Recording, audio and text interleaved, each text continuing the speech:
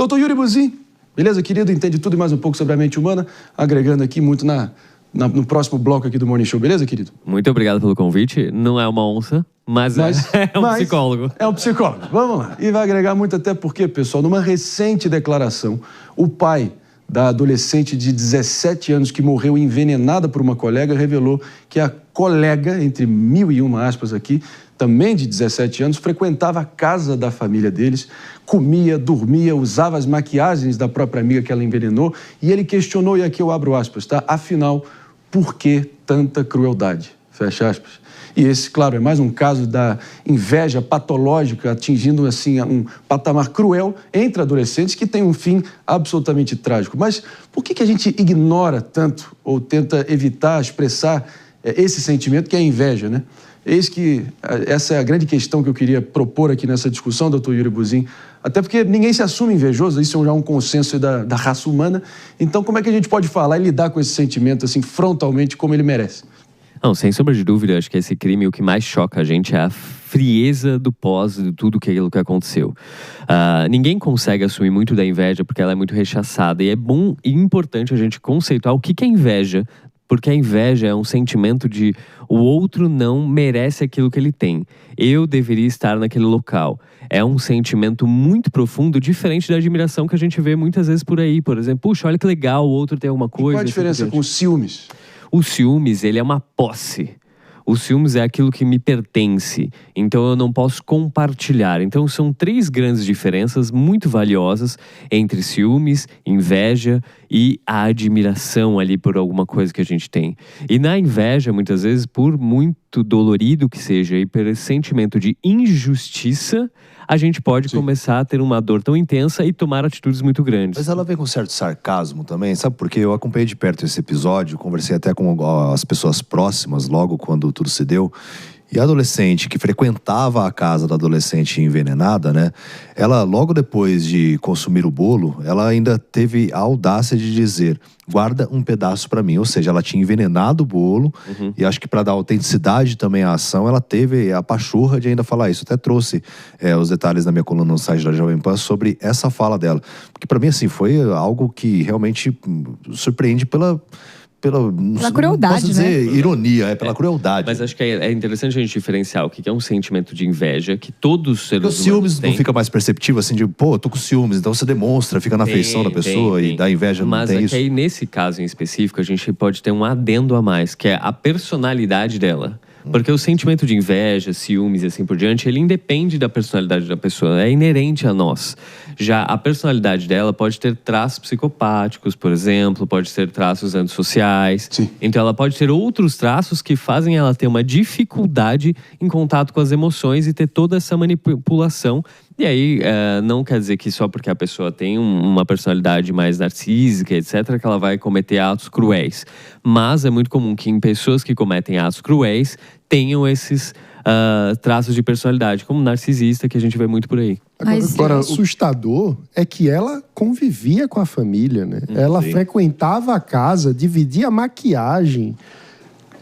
Eu acho que todo mundo fica assustado quando vê isso. Tem algum traço que seja possível de identificar de forma preventiva para as famílias que estão nos assistindo sobre algo que vale a pena desconfiar, cortar uma amizade se seu filho tem? Como identificar um traço psicopático? E se você me permite só complementar aqui, até porque tem aquela sensação, a gente sempre fala que a inveja é o mau hálito da alma, as pessoas não, quase, você não consegue segurar, mas você acaba, enfim, manifestando, como foi nesse caso bizarro, trágico que a gente está falando aqui. Mas geralmente os mais próximos, os invejosos, podem estar muito mais perto de você do que você imagina. São quase os bajuladores, né? Tem aquela consciência de que cuidado com os bajuladores, porque eles podem estar ali se ajoelhando, mas eles podem ali estar querendo pegar a ponta do tapete para puxar o teu tapete. Mas é porque é muito difícil a gente ter a inveja daquilo que a gente não tem proximidade. Sim. Tá? E por isso que a inveja, os ciúmes, ele tá muito ligado àquilo que tá muito perto da gente. E já a admiração é aquilo que a gente almeja. Sim. Então a gente vê de longe aquela pessoa muito bacana, então a gente almeja aquilo, então a gente admira, a gente quer seguir aqueles passos. E já voltando para a sua pergunta de como que a gente pode prever esses locais, como é que a gente pode tomar mais cuidado com isso, é muito difícil, porque você não consegue estar na mente daquela pessoa. Mas você consegue notar ao longo do tempo comportamentos e falas muito distintas. Que é como que a pessoa tem a empatia pelo outro, não pela fala, mas pelas atitudes. Como é que ela sente algumas coisas. A fala é algo que a gente consegue manipular com muita facilidade. Já os comportamentos, eles são muito difíceis de se manter ao longo do tempo. Então é algo muito legal de você ver as contradições, para você ver se você se afasta ou se você se aproxima daquela pessoa, mas o tempo que é necessário para isso.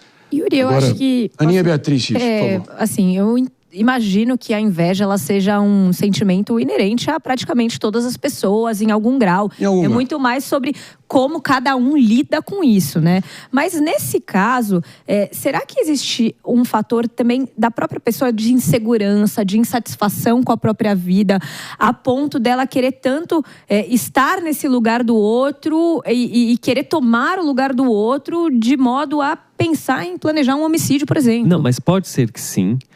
Mas a inveja, ela vem do fator de você achar que você merece mais que o outro, que o outro não merece aquilo, porque há uma injustiça entre o eu e o outro. E é por isso que causa esse sentimento tão dolorido, porque você está sendo injustiçado o tempo todo, porque o outro tem mais notoriedade, porque a outra é mais bonita, porque a outra tem mais dinheiro, e eu sou uma pessoa muito boa e não tenho isso. A pessoa que compara o tempo todo, então, ela é invejosa?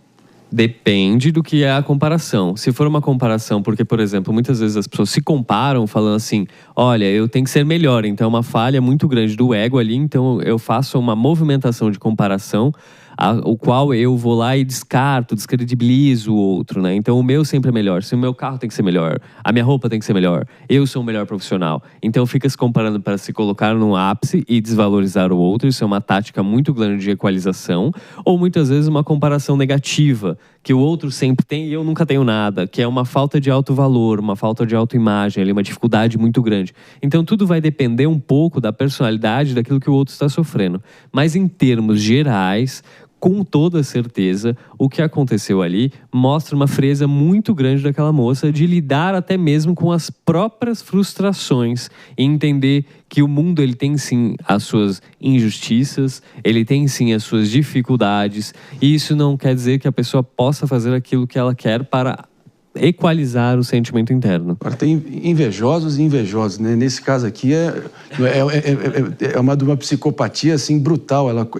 Os bolo que estava envenenado ali, também as balas que veio junto com um bilhete que foi enviado ali por um admirador secreto. Foi quando a Ana Luísa acabou recebendo. A Camille, há 15 dias antes, tinha passado uma outra menina aqui na Grande São Paulo, passado por uma situação muito parecida, e a polícia acabou localizando que foi da mesma fonte. Bolos ali com essa carta de um admirador secreto e tudo revestido de trióxido de arsênio, que ainda tem uma venda livre aqui no Brasil, pouquíssima regulação.